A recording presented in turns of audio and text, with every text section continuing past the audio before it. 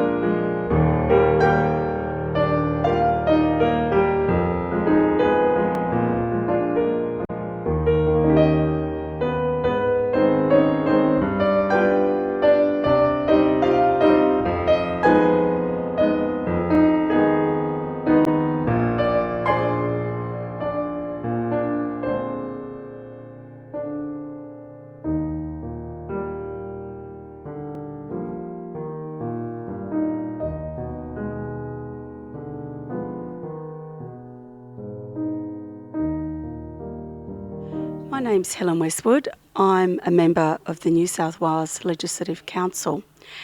And as we were approaching the Centenary of International Women's Day, I thought it was such a significant event for women that it was really important that we celebrate the centenary and we find ways to acknowledge the great work of activists who I think have been at the forefront of bringing about changes in women's policy.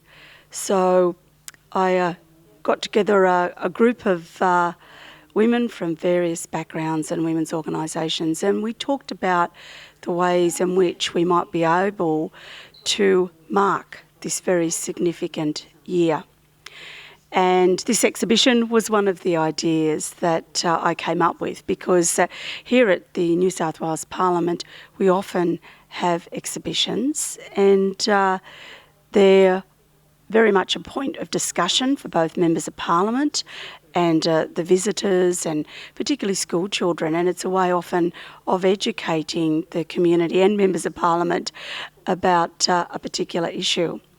And certainly as a feminist, I'm always delighted to have the opportunity to talk about feminist issues and about priorities for women and about the inequities that women still face. And of course for me, International Women's Day has been one of those great opportunities that we've had as feminists to highlight those areas that needed to change so that women actually did achieve real equality in this nation. And I recall so often at the marches there are different themes depending on what is seen by women as the highest priority for women collectively at that time. And I also remember the great T-shirts and colourful posters and badges and the chants that we would sing as we marched along the streets of Sydney.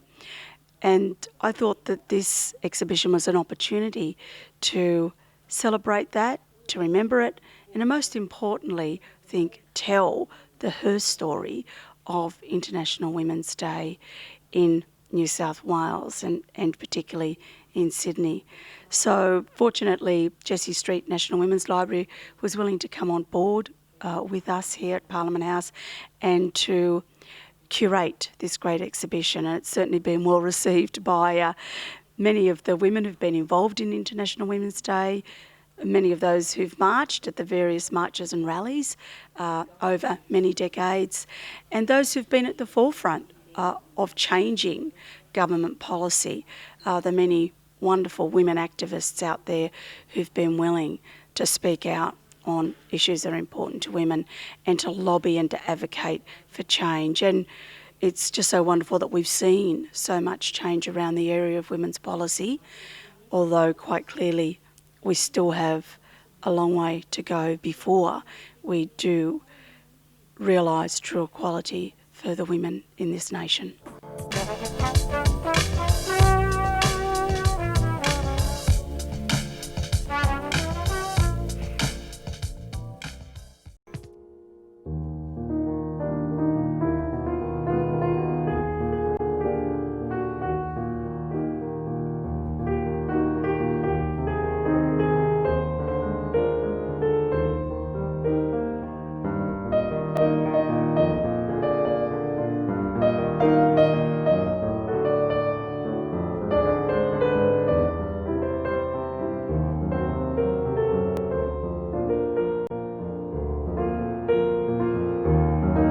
Hi, I'm Karen McEwen. I'm a councillor on Penrith City Council.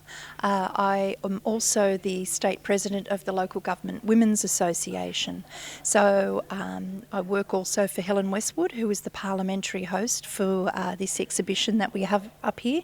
And working for Helen, it was my role to basically help coordinate some of the material that we have here on exhibition.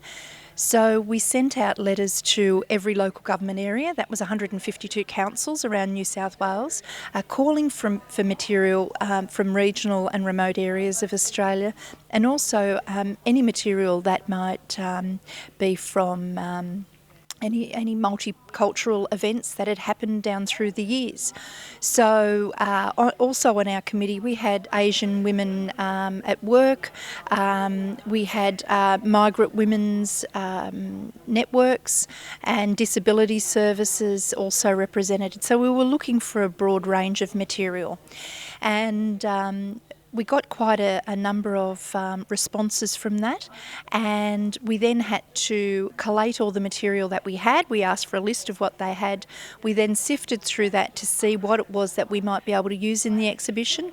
Not only just posters, but we were looking for T-shirts and buttons and stickers and all those sorts of things that tend to go along with these celebrations. So one of the biggest pieces that we had sent in, well, we had a photo sent in from the Arab Council, which was the women of Bankstown had come together a few years ago and put together a tree, and the tree is over here. It's now been framed, and it was actually framed specifically for our exhibition. So the women had worked on that, and they'd put together their aspirations and what they would like to see happen. So when we seen a photo of the women in front of the tree, and the photos here on exhibition also, we said, we really love the photo, but can we get the tree? Because the tree in itself is very significant. And so then the Arab Council went about having that framed for us, and there's a lovely plaque on there which explains exactly how that came about, and that was delivered in here by truck, and we had to have it stored until we could actually hang it. So that was one of the biggest pieces that we had put in here. We then had to arrange how everything complemented everything on the wall. And we had some pieces come in from Deniliquin. There was another piece there come in from Deniliquin. Most of the stuff that we had, we arranged to come in by post because we had some buttons and stickers and things, and they're easily to go into express post bags. But we've got some in our display cases, we've got some things in there that were original photographs, which are the only records from the south coast of some celebrations they had back then, and we're treating them, they're in lock cases because they're the only records that they have, and we told them that we would definitely look after them. And the Hey Girls from the Parramatta institution out there have sent through quite a bit as well, and that's also, so we had to liaise with that, had to arrange for it to come in, had to arrange to have it stored here in Parliament House, which is quite a challenge given that there's not a whole lot of storage area because it's not a gallery as such, even though we do exhibit quite a few things here, but we don't tend to have very much storage, so it was a matter of getting it all together and then getting it up, which was, we have some very high ceilings here, and we didn't have any professional people to hang it. We hung all this ourselves, and that was a challenge, but very rewarding every morning when you come to work and you can walk through and look at it and you see so many people looking at it.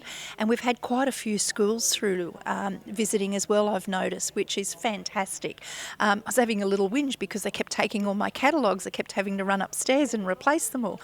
But it's certainly something that I'm very, very proud of, and I've told all my family and friends about it, and they've all been through and said what a great job. So yes, it's been a very fulfilling exhibition to be involved in. I'm Jan Burnswood, and I'm an honorary archivist at the Jessie Street National Women's Library, and it's the Women's Library that has curated this exhibition, which we organised for the Centenary of International Women's Day. So the exhibition consists mainly of our posters, mainly from 1974 right through to the present. We borrowed quite a lot of material from Trades Hall, the wonderful old Union banner and some framed photos. We've also got quite a lot in the display cases of correspondence, stickers and badges, flyers, memos, all sorts of little bits and pieces, even the stamps that were put out for the centenary this year. So it's a wonderful representation of what women have been doing. And of course, International Women's Day has always been about issues. So they're not only posters that say International Women's Day, they're posters that talk about Aboriginal women, rape, domestic violence, equal pay. The main theme of International Women's Day over the whole 100 years has been equal pay and working conditions for women. We've also got photos of the marches themselves and illustrations of the banners in the marches. For instance, if you look at 1991, you see all the banners about the First Gulf War. At other times, earlier on in the 1950s and 60s, there's a major theme is protests about nuclear tests, particularly in the Pacific Ocean. So they really add up to a whole history of the causes that women have embraced and the issues that are confronting women. We've concentrated on New South Wales, although we've got a couple of things from Canberra. We've got a lot from Newcastle. The Jessie Street National Women's Library has a fantastic collection of material from Newcastle, particularly archival material, and so we've been able to make sure it's not just a Sydney exhibition.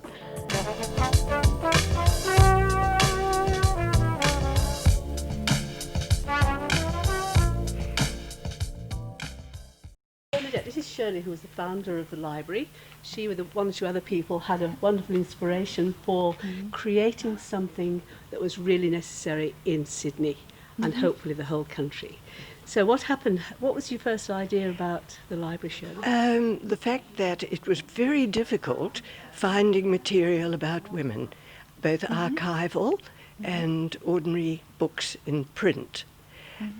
So from that, we developed the idea that what was necessary was to have a women's library which would collect all the material about women, and that's what we set out doing. It was a big ask, and it took a long time, but eventually we were supported by the City of Sydney Council, and they gave us premises to work in and worked along with us, and we now are in very nice premises in the Ultimo Community Centre, thanks to the council. We've got a really terrific collection, both books, posters, archival material, we've got badges, we've got serials. It's a really wonderful collection, and people can access this by coming into the library whenever they want. It's 21 years, isn't it? 21 22 years, this year yes. now, since it started. We called it after Jessie Street, simply because we founded it in the year which was the centenary of her birthday, so hence the name. The posters, actually, we found when we moved into the lower town hall house and premises there was a box that we stuck away in storage and just left unopened. And then Beverly Sodbino, who's our archivist, and I decided to open it to see what was there. And there was this wonderful collection of posters, and Beverly was so excited. Yes, it really was. And it's been growing ever since. Yes, it has. Yeah. Well, it strikes me it's a very good opportunity for women who want to know what to do with their stuff. Indeed. It's a wonderful opportunity, Well, because I've known a lot of people now who wonder what on earth they're going to do with what they've got. Well, here we are. And here you are. And you've got the possibility of expanding? Because this, you need Yes, space. yes, that is difficult. Yes. But certainly, Yes. what we've done on no budget at all. We have no accessions budget, and we rely totally Yes. on people donating. And all these materials that you see here are donated, and all the serials. With the new books, we write to the publishers of ones we would like and ask if they would donate a free copy, and most of them do. So really we're doing very well, and the more people know about the library, the more they look through, and instead of throwing things out, donate them. Yes, yes. Do you publish at all? No. Do you have conferences? How do you reach out to the community? That's what I'm wondering. We have a lot of functions. A lot of them are for two purposes: to raise money and to raise awareness of the library. We have lunch hour talks in the town hall every month with very good women speakers, and we have the big function of the year, which is held in September, and that's in Parliament House, and that's our big fundraiser for the year, so we hope that large numbers will come. We join in with other groups, with functions that they're giving. They join in with functions we're giving, so there's a lot of communication between our groups and other women's groups. So how many people would be involved at the organisational level? I mean, how many people... You mean in looking people are after the wandering library? about all the time, but you must have archivists, you must have cataloguers, you must have... Yes, but all those conservators, are volunteer volunteers. positions. Yes. They're all volunteers. And we must have about, I think, 50 volunteers, not necessarily working in the library, but we've got a lot of professional librarians, and we have Jane Pollard, who is our honorary librarian that sort of set everything up. We have volunteers who just deal with the lunch hour talks and arrange all those and so on. Okay. So Yes, you've all got your little niche. that's right, yes. And I think they enjoy working there. There's a very Yes. good atmosphere, Sounds and people have made a lot of lifelong friendships just by meeting with think the it's other really- volunteers and working with them. Yes, indeed. Oh, that's wonderful. That is absolutely wonderful. Well, I should get involved in some way. That I would should be get really involved. good, Bernadette. See Christine about it, because Yes. she's the chair and Yes, well, at least talks to we'll get volunteers on it. about what they can do. Have a look. Have a look. That would be really, really good. Thank you. Thank Well, you. well done, Shirley. That's magnificent. Yeah, it really is a wonderful contribution to the general community. Well, we feel it is, Yes. because if this were dispersed, then women have lost their history. You can never No. get back what is dispersed. So it is essential Yes. that that all stays there. Even if we digitise, which we have done with all the posters, and even if we digitise books and so on, we still need the hard copies Oh, there. yes, absolutely. So Yes. that's what we plan. And the visibility. You do Yes, need the that's visibility. right. Yep. Yes. Yeah. Yes. Oh, well done. I'm excited to be Thank you. introduced to it. Thank you.